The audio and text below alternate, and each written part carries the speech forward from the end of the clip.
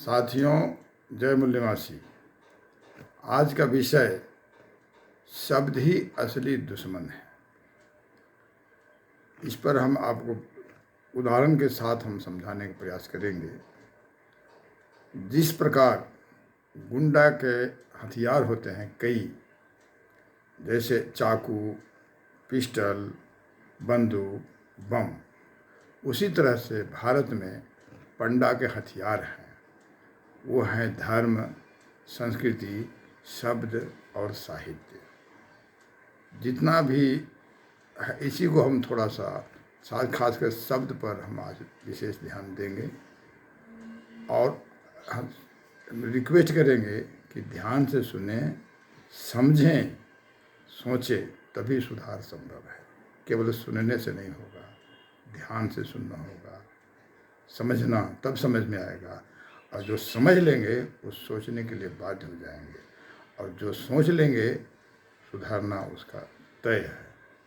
तो इसलिए सबसे पहले हम बताते हैं कि भारत देश का नाम है, संवैधानिक नाम है, लेकिन आए दिन अब देखते हैं कि हिंदुस्तान बोला जा रहा है। ये शब्द है, ये शब्द हिंद, हिंदू, हिंदुस्तान बोलने वाला विदेशी शैतान है, घोषित है। अब इसको हम ध्यान नहीं देते हैं, इसलिए जो सुनते रहते हैं तो हम बिना दिमाग लगाए हम भी बोले जा रहे हैं। तो इस पर ध्यान देना पड़ेगा। दूसरा, अब देखिए, वेद, वो वेद नहीं, वो भेद है। दुनिया में इंसान है, लेकिन कहीं ऐसा भेद पैदा नहीं किया गया है, और ये साहित्य बना करके हमको ये शब्द इस्तेमाल कर करके भेद पैदा किया गया है।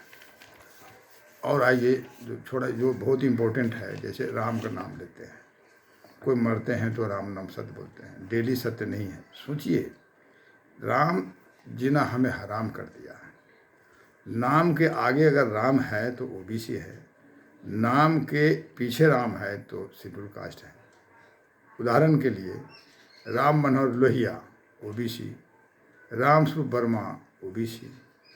अब इधर आइए, Jagjivan Ram schedule caste, Kanshi Ram schedule caste. शब्द क्यों? तो अगर राम भगवान है तो सबका है, तो एक भी ब्राह्मण में राम दिखा दीजिए हमको, कोई प्रचलित नाम जो राम से हो, नहीं मिलेगा। ये शब्द है। इस तरह से हिंदुस्तान शब्द धोखा है, वेद शब्द भी धोखा है, राम शब्द भी धोखा है। अब आइए, हम बोलते हैं फॉरवर्ड। जब हम किसी को फॉरवर्ड बोलते हैं तो अपने आप को क्या मान लेते हैं? क्लियर कट है, एक शब्द है, एक शब्द का संदेश होता है। जैसे सामने वाले फॉरवर्ड बोले, आप बिना माने हुए, बिना समझे हुए आप अपने को बैकवर्ड मान गए। ये हमको होश नहीं आ रहा, इतना बेहोश हम लोग हैं।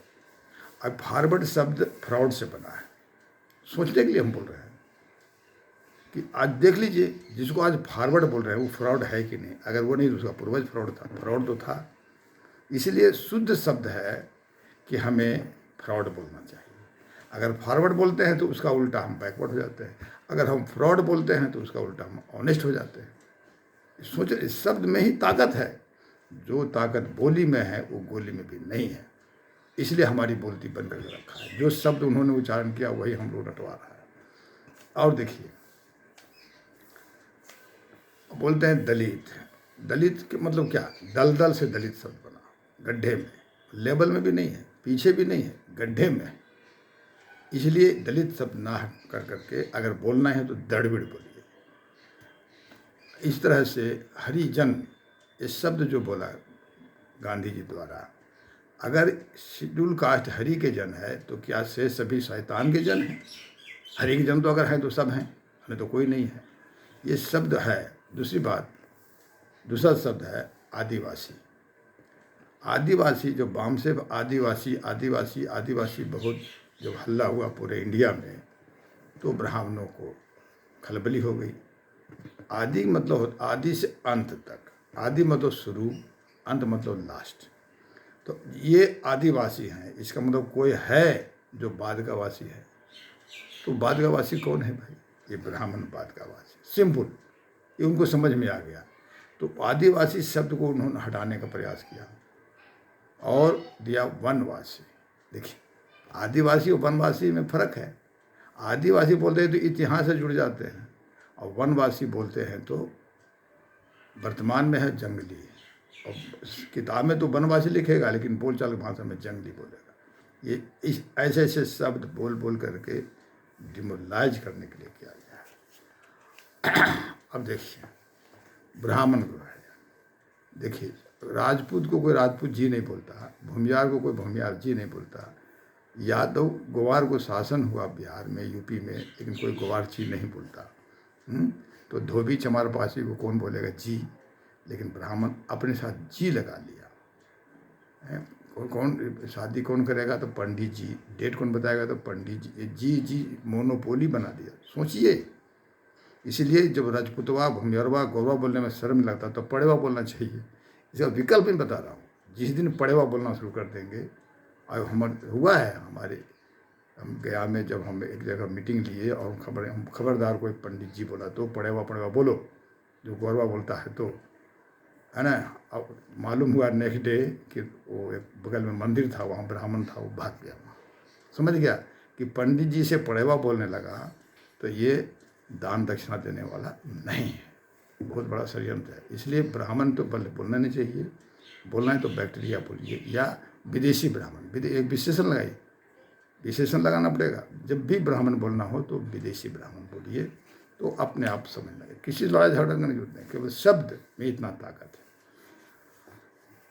अब आइए, महात्मा शब्द बहुत पॉपुलर है। महात्मा गांधी, आत्मा, महात्मा, परमात्मा, तीनों धोखा है। आत्मा छोटा धोखा मान लेगा तो बड़ा धोखा महात्मा, और सबसे बड़ा धोखा परमात्मा, जिसमें धकेल करके हम लोगों को रख दिया है। अब आइए, शास्त्र नहीं, ये शस्त्र है। समझना पड़ेगा, तो समझेंगे तब, सोचेंगे तब समझ जाएगा। सोच ही नहीं रहे हैं, जब सोच नहीं रहे हैं तो तोता रट रहे हैं, इसलिए हम दुर्गति हो रही है। आई पतरा नहीं खतरा, पंडा नहीं उसको गुंडा बोलिए। ध्यान से, एकदम पंडा नहीं गुंडा आ गया, गुंडा ही है। आज देख रहे हैं, पहले पंडा का मनमानी होता था, आज गुंडा, गली में गुंडा का मनमानी है, समाज में पंडा का मनमानी है। इसी में तो समाज बर्बाद हो रहा है। इसके बाद ये वर्ण, जाति, गोत्र, राशि, इस सब लोगों को तोड़ने का षड्यंत्र है।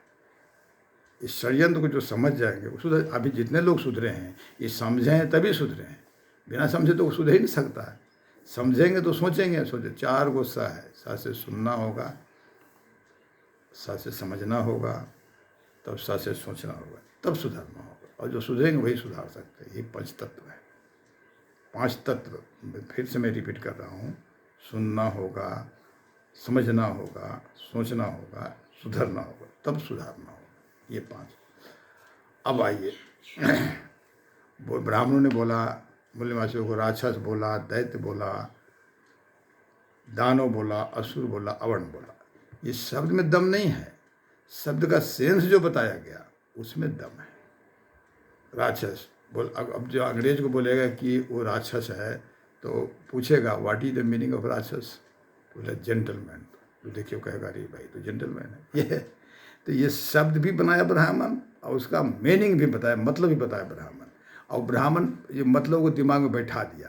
तो जैसे बोलेंगे राक्षस तो व्याकुल भयंकर चेहरा रहेगा, ये रहेगा, दांत रहेगा, सिंह रहेगा, ये रहेगा, बिखरा बाल रहेगा, ये सब इम्प्रेशन, ये ऐसा जो भाव पैदा, मतलब सब चिन्ह बनाया शब्द के साथ में, इस समझने की बात है। इसलिए अब शब्द कभी हमें इस्तेमाल नहीं करना चाहिए। और सबसे भयंकर है गणेश। गणेश के समझने के लिए आपको इस पहले सोचना होगा कि गणेश जन्माया हुआ है या बनाया हुआ है। लोग बता रहे हैं गणेश के माता पिता पार्वती और शिव है, लेकिन अगर सिर्फ पार्वती के बच्चा है तो क्या गर्भवती हुई? नहीं। तो फिर इसे हम लोग बनाया हुआ है। जो हम लोग को कहानी जो बताया गया है अविश्वसनीय है, लेकिन वही थोपा है और मानने के लिए बाध्य किया है। कोई सवाल नहीं कर सकते धर्म के नाम पर। तो क्या पार्वती स्नान करने के लिए बाथरूम में गई थी, दरवाज़ा केवाड़ी नहीं था, तो वो हाथ के मैल से बॉडीगार्ड जैसा पर्सनालिटी बना दिया। अब सोचिए, अब उसका बाप बोलते हैं शिव है, उसको ये पता ही नहीं कि हमारा बेटा है, कैसे उसका बेटा हो जाएगा। तो ज़्यादा नहीं, संक्षेप में इतनी समझिए कि आदमी के गर्दन पर हाथी गर्दन सेट नहीं हो सकता, खून मैच नहीं करेगा, साइज मैच नहीं करेगा, कैसे होगा। अब इसको जोड़ दिया गोबर के साथ में। अब आज MBBS जो दिन भर खून टेस्ट पखाना टेस्ट कर रहा है, ये कीड़ा ये कीड़ा ये कीड़ा, और शाम को फिर वही डॉक्टर बोलता है गणेश। प्रकाष्ठा है बेवकूफ़ी का, क्या कर सकते हैं। और दूसरा और शब्द है पूर्व जन्म और पुनर्जन्म।